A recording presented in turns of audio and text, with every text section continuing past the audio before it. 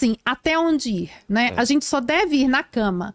E eu acho que em qualquer coisa na vida, onde aquela prática não nos fere nem física nem emocionalmente e não fere quem tá ao lado.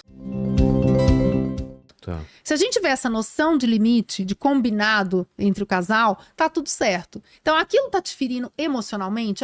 Eu acho um horror sexo oral. Tá te ferindo emocionalmente? Então não faça. E fala sobre isso, né? E conversa sobre isso. Tem que ter o campo do diálogo. Porque a gente é ainda tabu na cultura, é difícil falar.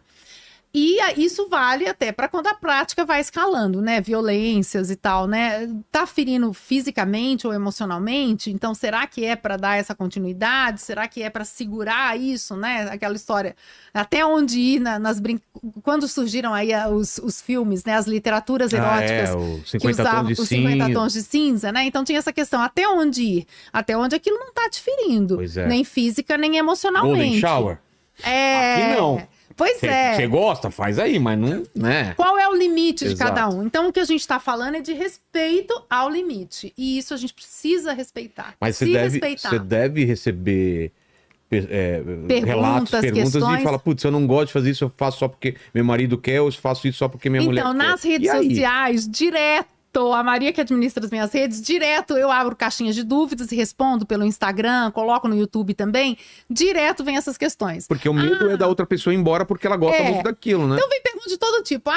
Ele quer incluir uma terceira pessoa, ou quer me ver transando com outra pessoa. Tem de tudo. E a minha resposta é sempre essa: tudo bem pra você?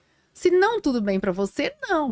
Né? Porque o sexo é pra ser um prazer, um divertimento. Não é pra você sofrer com isso.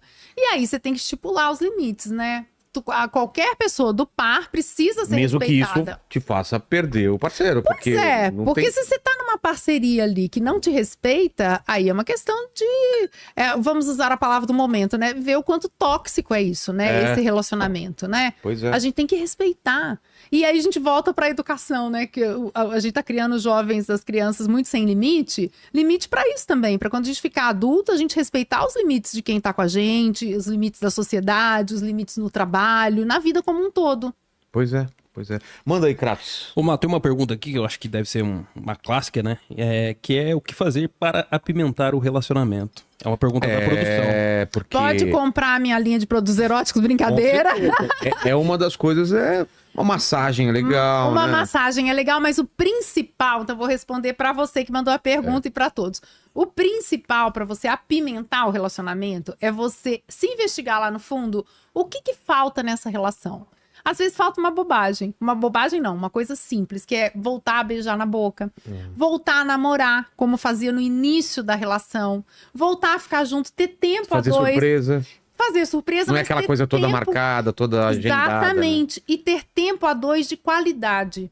Porque às vezes a gente entra num relacionamento a dois e aí a gente vive todas as histórias, os relacionamentos sociais, familiares, trabalho. O cuidado com filhos, trabalho, mas e o momento a dois, aquele lá que foi o que nos uniu? Pois é. Não tem. Então a gente precisa abrir espaço para namorar. Então, para apimentar a relação a dois, talvez tem que resgatar esse campo do namoro do casal e ver cada casal, sem fórmula pronta, ver o que apimentava antes.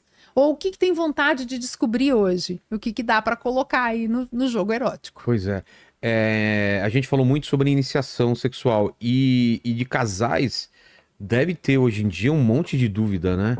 Casais que estão há 10, 20 anos juntos. Sim. A gente recebe, aquela perda, né? Daquela vontade. Tem. A gente recebe os sexólogos em geral, enfim, né?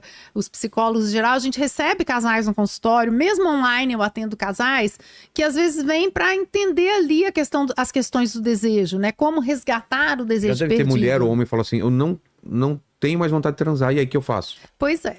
E acontece, isso não acontece? Acontece, e o desejo talvez seja uma das questões mais complexas ou mais amplas, não sei. Eu amo a pessoa, eu gosto de ficar com ela, mas eu não tenho vontade de transar. É estranho, mas pode acontecer, né? Pode, porque desejo, ele tem, assim, múltiplas camadas, vamos dizer assim. Vamos começar com a camada mais básica, que é a física, a orgânica. Tá. Tô com uma dificuldade de desejo, vamos investigar os hormônios sexuais, pode né? ser Então, isso, cada um vai pro médico ver como é que tá. Aí vai lá e regula os níveis hormonais. Continua abaixo de desejo? Sim. Vamos investigar, então, fora da cama e dentro da cama, o que está acontecendo. Então, se é uma relação de longa data, como é que tá a relação desse casal? Como é que tá o fight, a brigaiada fora da cama? Como tá, né? Tá falando o quê? De briga mesmo ou de carinho? Eu tô brincando com assim, como é que tá o relacionamento desse casal fora da cama? Tá. Tá muito desentendimento. Como que tá isso? Como é que tá a sincronia, na verdade, desse casal, né? E virou amigo. Eu escuto muito de amiga minha, ou que tá casado há muito tempo, de amigo. Tem espaço pra curtir, né, a relação a dois ou não. Então, precisa investigar tudo que tá acontecendo fora da cama. E na cama, como é que tá esse sexo? Tá satisfatório? Não tá? Tem cobranças? Não tem? Porque o desejo, né, implica em você ter transas satisfatórias pra você querer repetir a dose. Além disso, precisa investigar a vida individual de cada um. Então, assim, como é que tá a sua vida neste momento? Por exemplo, você tá com um grande projeto no trabalho que tá roubando todo o seu tesão, todo o seu desejo? Pode ser. E você só tem olhos para aquilo. Ou você teve uma perda muito grande. Ou acabou de ter filho. Acabou de ter filho também, mas, por exemplo, muito grande também, na pandemia, que morreram várias pessoas, né? A gente perdeu muitos amigos, muitos familiares e tal. É um momento que fica difícil, né? A gente ficar com o desejo em alta em momentos de perda. Então, a gente precisa olhar que qualquer coisa que acontece na vida da gente como um todo influi no sexo e no desejo sexual. Então, faz essa investigação. Às vezes a gente precisa, sim, buscar um especialista, um psicólogo, às vezes precisa buscar um médico, né? Em geral, são os dois, né?